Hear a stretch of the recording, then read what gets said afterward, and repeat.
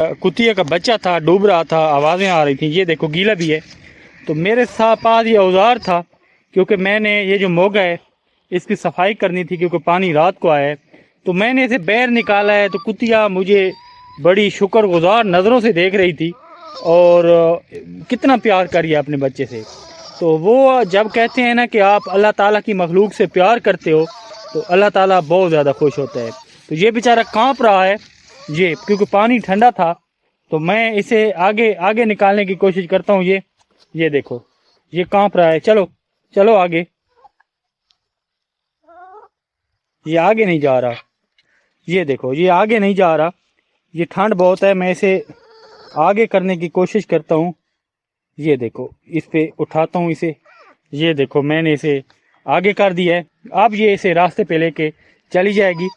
جب آپ اللہ تعالیٰ کی مخلوق کی خدمت کریں گے تو آپ کو بہت زیادہ سکون ملے گا، چاہے جس چیز کی کر لیں، کیونکہ کچھ مخلوق اللہ تعالیٰ کی ایسے ہے، جیسے سانپ ہو گیا اور کچھ اور مخلوق ہو گئی جو انسانیت کو نقصان پہنچاتی ہیں، تو ان کی بے شک آپ کیئر نہ کریں۔